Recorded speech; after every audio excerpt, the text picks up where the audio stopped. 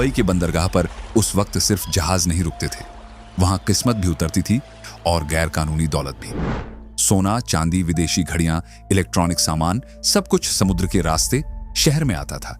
लेकिन इन रास्तों पर असली पकड़ किसकी थी, यह बात पुलिस से लेकर तस्करों तक हर कोई जानता था। एक आदमी, सफेद कपड़े, शांत चेहरा, हाथ में सिगरेट और ऐसा असर कि बड़े बड़े गैंगस्टर भी उसके सामने अपनी आवाज धीमी कर देते थे। वह बंदूक लेकर सड़कों पर नहीं उतरता था, वह किसी मोहल्ले में दहशत फैलाने के लिए गोलियां नहीं चलवाता था। उसकी पहचान खून खराबे से नहीं, बल्कि नेटवर्क, पैसा, रिश्तों और अपनी बात के वजन से बनी थी। फिर भी मुंबई के अंडरवर्ल्ड में उसका नाम ऐसा था कि करीम लाला, वरदराजन मुदलियार और आगे चलकर दाऊद इब्राहिम जैसे नामों के साथ भी उसका जिक्र अलग रुतबे से होता था।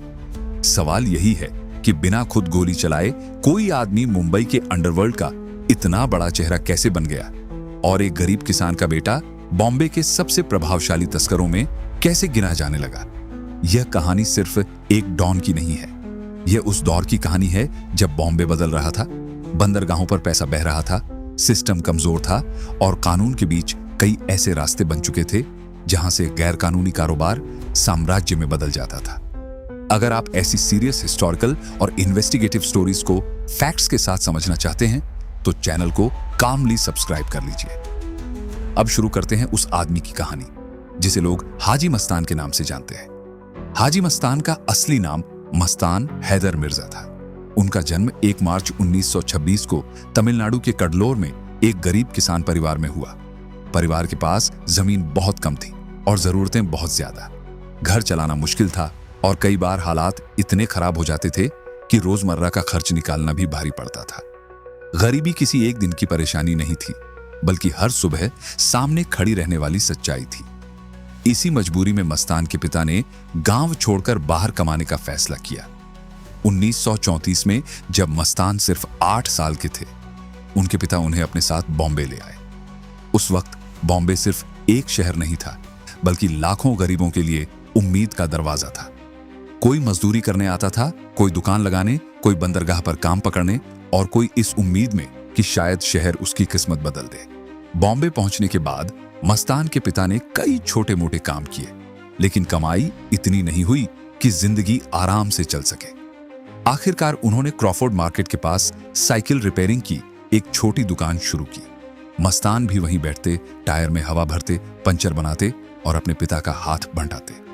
दुकान छोटी थी, कमाई सीमित थी, मगर उस दुकान के आसपास की दुनिया बहुत बड़ी थी। दुकान के पीछे ऊंची इमारतें थीं। उन इमारतों में रहने वाले लोग महंगी कारों में आते जाते थे। जब चमचमाती गाड़ियां दुकान के सामने से निकलती तो छोटा मस्तान उन्हें देर तक देखता रहता। शायद उसी वक्त उसके मन में पहली बार यह ख्याल आया होगा कि एक दिन उसके पास भी ऐसी कार होगी, ऐसा बंगला होगा और लोग उसे पहचानेंगे। लेकिन सपने देखना आसान था, उन्हें गरीबी से निकालकर सच बनाना बहुत मुश्किल।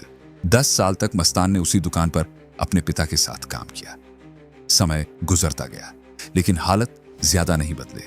न बड़ी कमाई हुई, न परिवार की चिंता कम हुई। ऊपर से गांव में रह रहे घर वालों के लिए भी पैसे भेजने पड़ते थे। बॉम्बे तेजी से बदल रहा था, मगर मस्तान की जिंदगी वहीं अटकी हुई थी। देश पर अंग्रेजों का शासन था, आजादी की आवाज मजबूत हो रही थी और बॉम्बे के बाजारों में कारोबार फैल रहा था। शहर आगे बढ़ रहा था, पर मस्तान अभी भी साइकिल की दुकान और गरीबी के बीच फंसा हुआ था। फिर एक दिन एक दोस्त ने उसे ऐसा रास्ता बताया जिसने उसकी जिंदगी की दिशा बदल दी। दोस्त ने कहा कि वह पोर्ट पर जाकर कुल्ली का काम करे, वहां मेहनत ज्यादा है लेकिन कमाई भी बेहतर है। शुरुआत में मस्तान ने इस बात को टाल दिया। शायद उसे डर था कि नया काम कैसा होगा, या शायद वह दुकान छोड़ने को तैयार नहीं था। लेकिन मजबूरी इंसान से फैसले करवा देती है। कुछ ही वक्त बाद मस्तान बॉम्बे डॉक्स पर कुल्ली बन गया। पोर्ट की दुनिया अलग थी। वहां जहाज आते थे, सामान उतरता था, माल चढ़ता था, मजदूर भागते दौड़ते थे, अधिकारी अपनी नजर रखते थे और इसी हलचल के बीच कई ऐसे लोग भी घूमते थे जिनका काम सिर्फ माल ढोना नहीं था। मस्तान ने जल्दी ही इस माहौल को समझना शुरू कर दिया। वह मेहनती था, लोगों से बात करना जानता था और सबसे अहम बात, वह डर कर पीछे हटने वालों में से नहीं था। लेकिन पोर्ट पर एक परेशानी थी। वहां शेर खान पठान नाम का एक दबंग आदमी कुलियों से हफ्ता वसूलता था। जो पैसे देता उसे छोड़ दिया जाता, जो मना करता उसे उसके आदमी पीटते थे। कुल्ली पहले से गरीब थे, ऊपर से जबरन वसूली ने उनकी हालत और खराब कर रखी थी। मस्तान यह सब देख रहा था। वह समझ गया था कि यहां सिर्फ मेहनत से काम नहीं चलेगा, अपने लिए और अपने साथियों के लिए खड़ा भी होना पड़ेगा। एक दिन उसने फैसला कर लिया कि अब शेर खान को जवाब दिया जाएगा। जब अगली बार शेर खान अपने लोगों के साथ हफ्ता लेने आया तो उसे महसूस हुआ कि उसकी बनाई लाइन से कई कुली गायब है। वह कुछ समझ पाता उससे पहले मस्तान अपने साथियों के साथ सामने आ गया। मस्तान और उसके लोगों ने शेर खान के गिरोह का मुकाबला किया। शेर खान घायल होकर वहां से भागा और उसके बाद उसने कुलियों से पहले जैसा हफ्ता वसूलने की हिम्मत नहीं की। यह घटना मस्तान की जिंदगी में एक टर्निंग पॉइंट बन गई। पोर्ट के मजदूरों ने उसे सिर्फ एक कुल्ली नहीं बल्कि अपने बीच का मजबूत आदमी मानना शुरू कर दिया। वह डर के खिलाफ खड़ा हुआ था और यह बात लोगों के दिल में बैठ गई। आगे चलकर फिल्मों में भी इसी तरह के दृश्य दिखाए गए और कई लोग इसे हाजी मस्तान के शुरुआती दौर से जोड़कर देखते हैं। लेकिन असली कहानी फिल्मों से ज्यादा जटिल थी। पोर्ट पर काम करते हुए मस्तान की नजर सिर्फ मजदूरी पर नहीं रही। वह देख रहा था कि जहाजों से आने वाला सामान कैसे उतरता है, किस सामान पर अधिकारियों की ज्यादा नजर होती है, कौन लोग किससे मिलते हैं और कहां से पैसा बनता है। फिर एक दोस्त ने उसे स्मगलिंग की दुनिया का रास्ता दिखाया। उसे बताया गया कि विदेशी सामान, सोना, घड़ियां और इलेक्ट्रॉनिक चीजें कपड़ों या दूसरे सामानों में छुपाकर पोर्ट से बाहर निकाली जाती हैं और ऐसा करने वाले को माल की कीमत का हिस्सा मिलता है। उस दौर में भारत में कई विदेशी चीजों पर भारी टैक्स लगता था। कानूनी तरीके से सामान मंगाना महंगा था और इसी वजह से गैर कानूनी रास्ते तेजी से बढ़ रहे थे। सोने के बिस्किट, महंगी घड़ियां, गहने और विदेशी इलेक्ट्रॉनिक्स की मांग शहर में बहुत थी। मांग ज्यादा थी, सप्लाई पर नियम सख्त थे और बीच में तस्करों के लिए कमाई का बड़ा मौका था। मस्तान ने यह खेल समझ लिया। धीरे धीरे वह ऐसे लोगों से जुड़ने लगा जो विदेश से सामान लाते थे। कुछ हाजी सऊदी अरब से हज करके लौटते वक्त सोना और इलेक्ट्रॉनिक आइटम अपने साथ लाते थे। मस्तान ने उनसे संपर्क बनाया और उनका सामान पोर्ट से सुरक्षित निकालकर सही जगह पहुंचाने लगा। यह काम जोखिम भरा था, लेकिन मस्तान के लिए यही जोखिम कमाई का रास्ता बन गया। जितनी बार माल सही जगह पहुंचता, उसकी पहचान मजबूत होती जाती। इसी दौरान उसकी मुलाकात शेख मोहम्मद अल गालिब से हुई। बताया जाता है कि शेख अरब देशों से सोना कम दाम में खरीदकर भारत में महंगे दाम पर बेचता था। उसे एक ऐसे भरोसेमंद आदमी की जरूरत थी जो बॉम्बे पोर्ट पर उसका माल कस्टम्स की नजरों से बचाकर बाहर निकाल सके। मस्तान उसके लिए सही आदमी साबित हुआ। उसने एक दो कंसाइनमेंट संभाले और काम इतने साफ तरीके से किया कि शेख का भरोसा उस पर बढ़ गया। शेख ने मस्तान को अपने कारोबार में लगातार इस्तेमाल करना शुरू किया। हर सफल डिलीवरी पर मस्तान को 10% हिस्सा मिलने लगा। यह हिस्सा मस्तान के लिए सिर्फ पैसा नहीं था, बल्कि उस दुनिया का एंट्री पास था जहां बड़े लोग, बड़ा माल और बड़े जोखिम शामिल थे। मस्तान ने शेख से स्मगलिंग के तरीके सीखे। कौन सा माल कब आता है, किस अधिकारी की क्या आदत है, किस रूट पर कम नजर रहती है और माल को शहर के अंदर कैसे पहुंचाया जाता है। कुछ वक्त तक सब ठीक चला। पैसा आ रहा था, भरोसा बढ़ रहा था और मस्तान का नाम पोर्ट की दुनिया में फैलने लगा था। लेकिन गैर कानूनी काम में हर दिन खतरा छुपा होता है। एक बार शेख मोहम्मद अल गालिब सोने का माल लेकर बंदरगाह पहुंचा। वह पूरा कंसाइनमेंट मस्तान को दे भी नहीं पाया था कि पुलिस ने घेराबंदी कर दी। मस्तान मौके से सोने के साथ निकल गया, लेकिन शेख पकड़ा गया। उसे स्मगलिंग के आरोप में 3 साल की सजा हुई। 3 साल बाद जब शेख जेल से बाहर आया तो उसकी हालत बदली हुई थी। पैसा खत्म था, धंधा टूट चुका था और उसके मन में शायद एक ही सवाल था कि वह सोना अब कहां होगा। उसने सोचा होगा कि मस्तान ने सोना बेच दिया होगा या वापस करने से मुकर जाएगा, लेकिन जब वह मस्तान से मिला तो उसे ऐसा जवाब मिला जिसकी उम्मीद उसे नहीं थी। मस्तान ने उसका पूरा सोना सुरक्षित रखा था और उसे वापस लौटा दिया। 3 साल बहुत लंबा वक्त होता है। इतना महंगा माल किसी गरीब से उठे आदमी के पास हो और फिर भी वह उसे हाथ न लगाए, यह बात शेख को हैरान कर गई। उसने मस्तान से पूछा कि उसने इस सोने को बेचकर अपने लिए दौलत क्यों नहीं बनाई। मस्तान ने जवाब में अपने पिता की सीख का जिक्र किया कि ईमान इंसान की सबसे बड़ी पूंजी है और ऊपर वाला सब देखता है। शेख इस बात से इतना प्रभावित हुआ कि उसने उस सोने का बड़ा हिस्सा मस्तान को दिया और उसे अपने कारोबार में बराबरी की जगह दे दी। यहीं से मस्तान हैदर मिर्जा की पहचान बदलनी शुरू हुई। पोर्ट पर बोझ उठाने वाला कुल्ली अब स्मगलिंग नेटवर्क का भरोसेमंद नाम बन रहा था। लोग उसे मस्तान भाई कहने लगे। उसकी रेपुटेशन सिर्फ डर से नहीं बनी थी, वह बात निभाता था, जुबान का पक्का माना जाता था और जरूरत पड़ने पर लोगों की मदद भी करता था। यही वजह थी कि कई लोग उसे अपराधी होने के बावजूद अलग नजर से देखते थे। लेकिन यह भी सच्चाई है कि उसका रास्ता कानून के बाहर था। वह गैर कानूनी कारोबार से पैसा कमा रहा था। फर्क सिर्फ इतना था कि उसने अपनी इमेज खून खराबे से नहीं बल्कि अपने नेटवर्क और इन्फ्लुएंस से बनाई। उस वक्त बॉम्बे में अपराध की दुनिया में कई लोग सक्रिय थे, मगर मस्तान का तरीका अलग था। वह बंदूक से रास्ता साफ करने के बजाय बातचीत, रिश्तों और हिस्सेदारी से काम करवाना जानता था। 1956 में हाजी मस्तान की मुलाकात दमन के बड़े तस्कर सुकुर नारायण बखिया से हुई।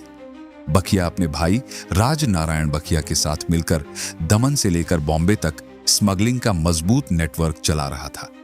मस्तान ने समझ लिया कि अगर उसे अपने कारोबार को बड़ा करना है तो उसे समुद्री रास्तों पर पकड़ रखने वाले लोगों से जुड़ना होगा। उसने बखिया भाइयों से संबंध मजबूत किए और अपने काम का दायरा बढ़ा दिया। उस समय व्यवस्था कुछ इस तरह चलती थी कि दुबई से आने वाला माल दमन में उतारा जाता, जबकि अदन से आने वाला सामान बॉम्बे पोर्ट पर उतरता। माल बखिया नेटवर्क का होता, लेकिन उसकी निगरानी और हैंडलिंग में मस्तान की भूमिका बढ़ती जा रही थी। कुछ लोग उसे शुरू में बखिया का आदमी मानते थे, लेकिन मस्तान जल्द ही सिर्फ हेल्पर नहीं रहा। जब राज नारायण बखिया की मौत हुई तो सुकुर नारायण बखिया के लिए पूरा धंधा अकेले संभालना कठिन हो गया। उसने मस्तान को पार्टनर बना लिया। दमन उसने अपने पास रखा और बॉम्बे पोर्ट की जिम्मेदारी मस्तान को सौंप दी। अब हाजी मस्तान के सामने अगली चुनौती थी बॉम्बे के दूसरे ताकतवर चेहरों से रिश्ता बनाना। उस वक्त शहर में करीम लाला और वर्धराजन मुदलियार का भी बड़ा असर था। करीम लाला पठान नेटवर्क का मजबूत नाम था, जबकि वर्धराजन मुदलियार, जिसे वर्धा भाई भी कहा जाता था, अपने इलाके में दबदबा रखता था। मस्तान को पता था कि सिर्फ पैसा काफी नहीं है।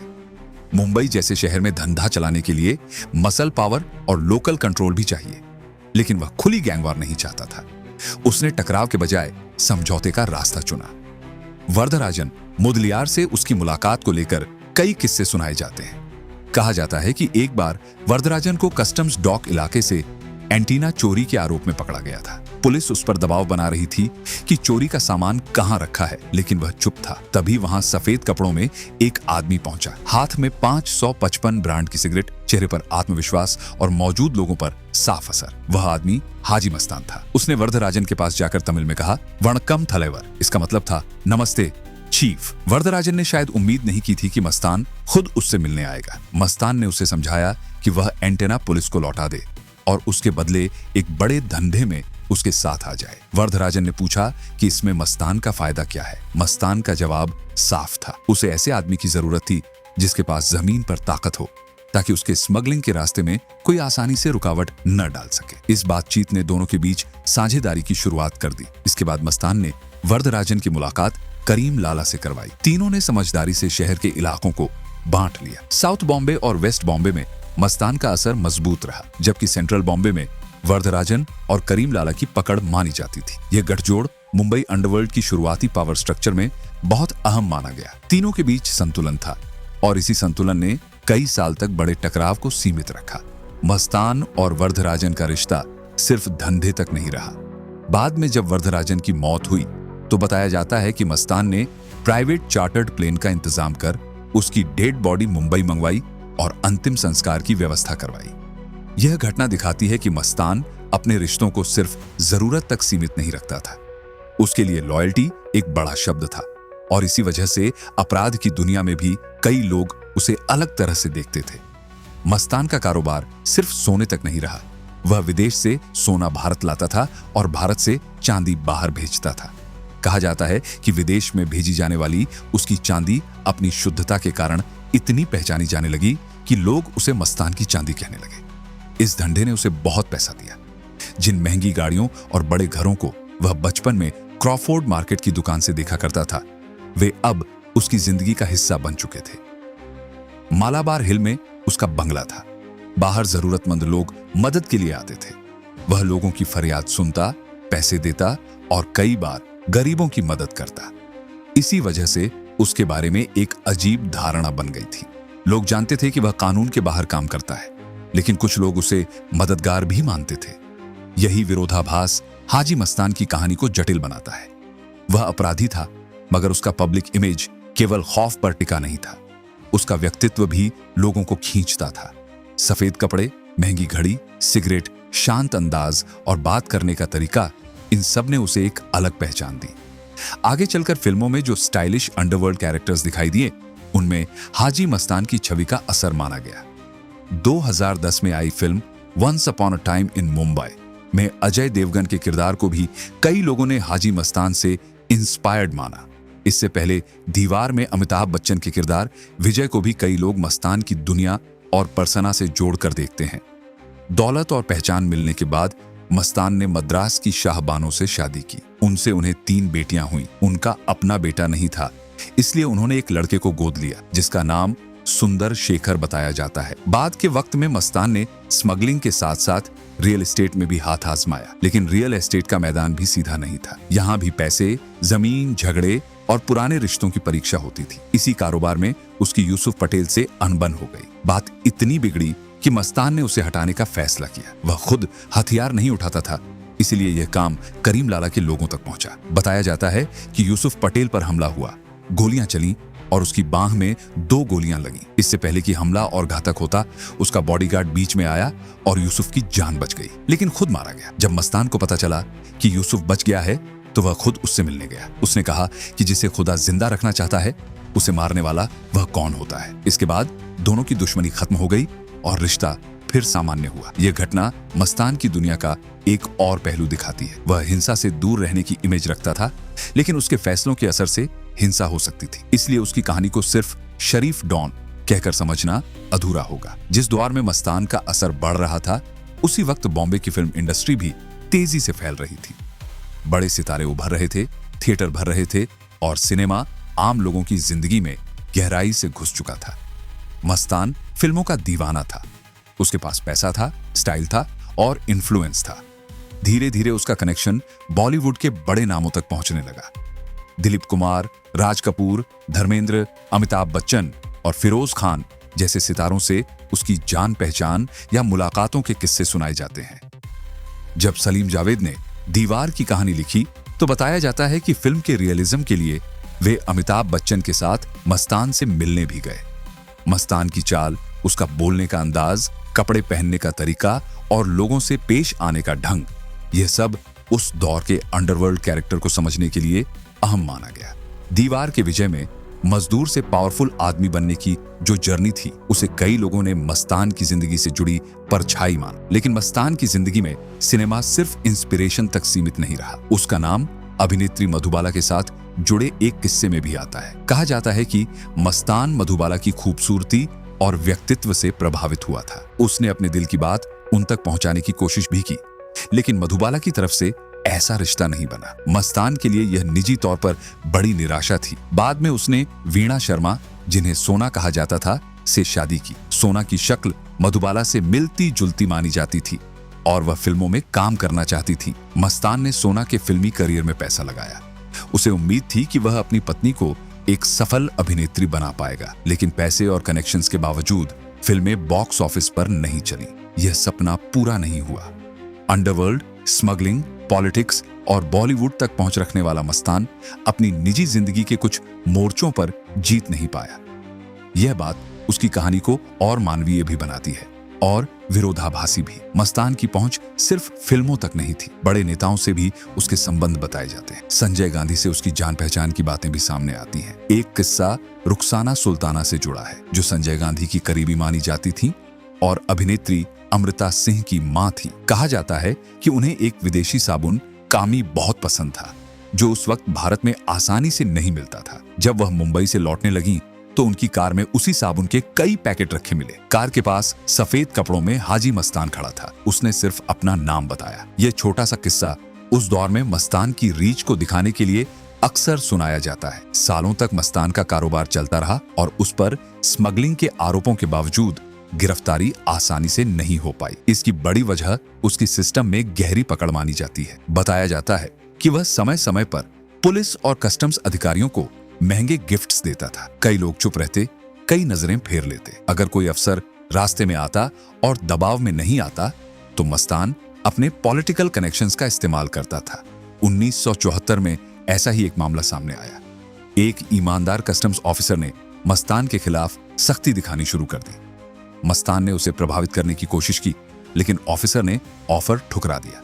इसके बाद उसने लगातार रेड्स की। जब भी पोर्ट पर मस्तान का माल आता, वह उसे पकड़ने की कोशिश करता।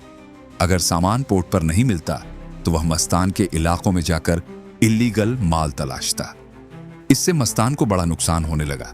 मस्तान सीधे मुकाबले का आदमी नहीं था, खासकर तब जब सामने कानून का ईमानदार अधिकारी हो। उसने अपने पॉलिटिकल संपर्कों का इस्तेमाल किया और उस ऑफिसर का ट्रांसफर करवा दिया।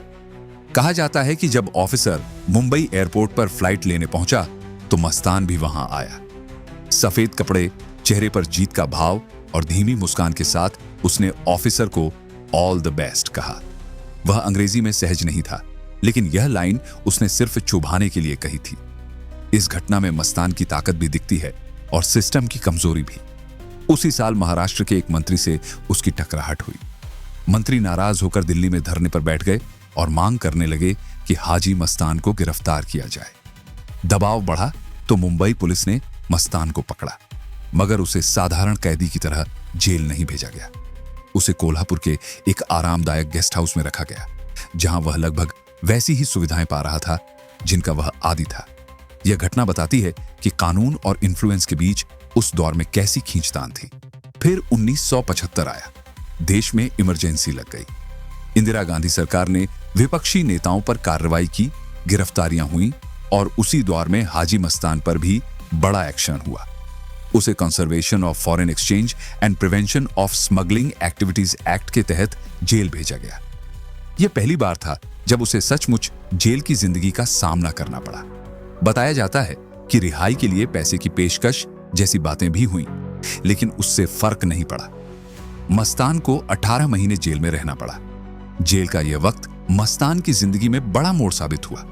वहीं उसकी मुलाकात जयप्रकाश नारायण से हुई, जिन्हें लोग जेपी कहते थे। जेपी के पास न मस्तान जैसी दौलत थी, न बंगला, न स्मगलिंग नेटवर्क, लेकिन उनके पास जनता के बीच नैतिक ताकत थी। लोग उनके एक आह्वान पर खड़े हो जाते थे। मस्तान ने पहली बार शायद यह महसूस किया कि पैसा और डर एक तरह की ताकत देते हैं, लेकिन रिस्पेक्ट और मॉरल इन्फ्लुएंस कुछ और ही चीज होती है।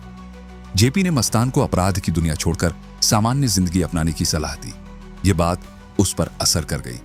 जेल से बाहर निकलने के बाद मस्तान ने स्मगलिंग से दूरी बनाने का फैसला किया। इमरजेंसी से पहले उसने कई विपक्षी नेताओं की मदद की थी। ऐसी बातें भी कही जाती हैं। बाद में जब जनता पार्टी की सरकार बनी तो उसके खिलाफ वैसी कार्रवाई आगे नहीं बढ़ी। जेल से निकलने के बाद वह हज पर गया और वापस लौटकर राजनीति में कदम रखने की कोशिश करने लगा। मस्तान ने महाराष्ट्र के दलित नेता जोगेंद्र कावड़े के साथ मिलकर दलित मुस्लिम सुरक्षा महासंघ नाम की राजनीतिक पार्टी बनाई। उसका मकसद मुस्लिम और दलित समाज को साथ लाकर एक पॉलिटिकल बेस बनाना था। 1984 में उसने चुनावी मैदान में उतरने की कोशिश की, लेकिन अंडरवर्ल्ड में असर रखने वाला मस्तान लोकतांत्रिक राजनीति में वह असर नहीं बना पाया। न वह खुद जीत सका, न उसकी पार्टी के कैंडिडेट्स कोई बड़ी सफलता हासिल कर पाए। 1990 में उसने अपनी पार्टी का नाम बदलकर दलित मुस्लिम अल्पसंख्यक और सुरक्षा महासंघ कर दिया। दिलीप कुमार जैसे बड़े अभिनेता ने भी उसके लिए प्रचार किया, लेकिन चुनावी नतीजे नहीं बदले। राजनीति में जनता का भरोसा सिर्फ पैसा, नाम और नेटवर्क से नहीं मिलता। अंडरवर्ल्ड की दुनिया में जिस आदमी की बात आखिरी मानी जाती थी, वही आदमी बैलेट बॉक्स के सामने कमजोर पड़ गया। मस्तान पूरी जिंदगी पॉलिटिक्स में एक ठोस जीत के लिए तरसता रहा। हालांकि उसकी पार्टी सफल नहीं हुई, लेकिन माना जाता है कि उसके चुनावी अभियानों में काले धन का बड़ा इस्तेमाल हुआ। कुछ लोग इसे उस दौर से जोड़ते हैं जब इलेक्शंस में बड़े पैमाने पर मनी पावर के इस्तेमाल की चर्चा तेज होने लगी थी। यह दावा कितना व्यापक और निर्णायक था, इस पर अलग अलग राय हो सकती है, लेकिन इतना साफ है कि मस्तान ने पॉलिटिक्स को भी अपने इन्फ्लुएंस के विस्तार की तरह देखा। अंडरवर्ल्ड में मस्तान को जेनाबाई दारूवाली पर बहुत भरोसा था। वह उसे अपनी बहन मानता था और मुश्किल मामलों में उसकी सलाह लेता था। 1980 में एक दिन उसने जेनाबाई को अपनी कार भेजकर घर बुलाया। मामला बेलासिस रोड की एक प्रॉपर्टी से जुड़ा था। मस्तान का कहना था कि उस प्रॉपर्टी पर गुजरात के चिलिया लोगों ने कब्जा कर रखा है। उसने करीम लाला के लोगों को उन्हें हटाने भेजा था, लेकिन वे उलटे घायल होकर लौटे। जेनाबाई ने उसकी बात सुनी और कागज पर एक लकीर खींची। उसने मस्तान से पूछा कि क्या वह इस लकीर को बिना छुए छोटा कर सकता है। मस्तान ने हैरानी से कहा कि वह गंभीर मसले पर सलाह लेने आया है और वह पहेली पूछ रही है। जेनाबाई ने उसी लकीर के पास एक और बड़ी लकीर खींच दी और समझाया कि पहली लकीर को छुए बिना भी छोटा दिखाया जा सकता है। उसका मतलब साफ था, अगर मस्तान सामने वाले को कमजोर नहीं कर सकता तो उससे बड़े दो पक्षों को जोड़कर अपनी ताकत बढ़ा सकता है। जेनाबाई ने सलाह दी कि पठानों और दाऊद इब्राहिम के गैंग के बीच सुलह करवा दो। दोनों साथ आ जाएंगे तो चिलिया लोग खुद दबाव में आ जाएंगे। मस्तान को यह बात समझ में आ गई। उसने अपने घर पर दोनों पक्षों को बुलाया। कुरान पर हाथ रखवाकर उनसे आपसी खून खराबा रोकने का वादा करवाया गया। इसके बाद मस्तान ने अपनी प्रॉपर्टी की समस्या बताई। दबाव बना और चिलिया लोगों को वह जगह छोड़नी पड़ी। बाद में उसी जमीन पर मस्तान टावर्स नाम की इमारत बनी। यह घटना मस्तान के तरीके को साफ दिखाती है। वह खुद गोली चलाने नहीं जाता था, वह लोगों को जोड़ता, भिड़े हुए पक्षों को अपनी जरूरत के हिसाब से साथ लाता और फिर अपनी समस्या हल करवाता। यही उसकी असली ताकत थी। वह सिर्फ तस्कर नहीं था, वह पावर ब्रोकर था। उसके पास पैसा था, क्रिमिनल कनेक्शंस थे, पॉलिटिकल पहुंच थी और लोगों की कमजोरियों को समझने की क्षमता थी।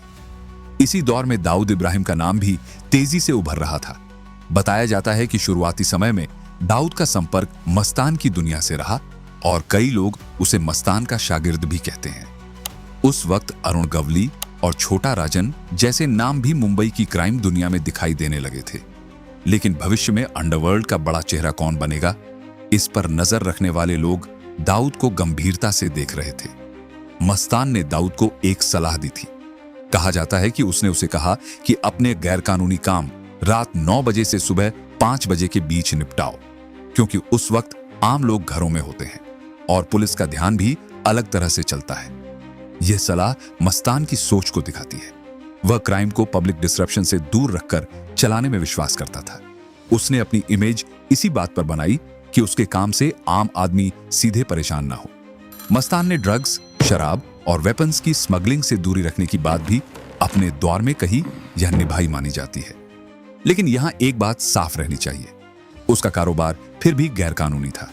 वह कानून के बाहर काम करता था, स्मगलिंग से पैसा कमाता था, सिस्टम को प्रभावित करता था और जरूरत पड़ने पर अपने इन्फ्लुएंस से रास्ता साफ करता था।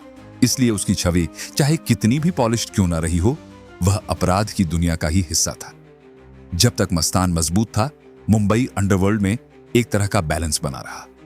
करीम लाला, वरदराजन और मस्तान जैसे नामों के बीच इलाकों और इंटरेस्ट्स का अनकहा समीकरण था। लेकिन वक्त बदल रहा था। वरदराजन मुदलियार की मौत हो चुकी थी। करीम लाला धीरे धीरे अपना काम समेटने लगा था। मस्तान उम्र और परिस्थितियों के कारण पहले जैसा ताकतवर नहीं रहा और इसी खाली जगह में दाऊद इब्राहिम की ताकत बढ़ने लगी। दाऊद ने धीरे धीरे अपना अलग गैंग खड़ा किया। उसका मॉडल मस्तान से अलग था। जहां मस्तान अपने कारोबार को स्मगलिंग, रिश्तों और नियंत्रित इन्फ्लुएंस तक सीमित रखने की कोशिश करता था, वहीं दाऊद का network extortion, film industry, builders और अलग अलग धंधों तक फैलता गया।